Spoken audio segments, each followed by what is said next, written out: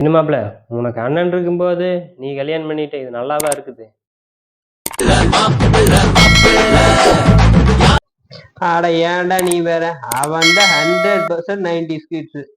ஏதாவது பொண்ணை பார்த்து கற்பனை கூட்டிட்டு வாடா அப்படின்னு சொன்னா அதை விட்டு போட்டு பூரா ஆண்டியா பாத்துக்கிட்டு இருக்கிறியா?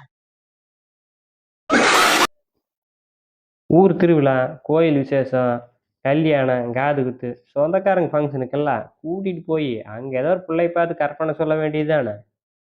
ராசாத்தி போல அவ என்ன தேடி வருவா, நான் கேட்டதையெல்லாம் தருவா தருவா. நான் எல்லாம் சொல்லியாச்சு.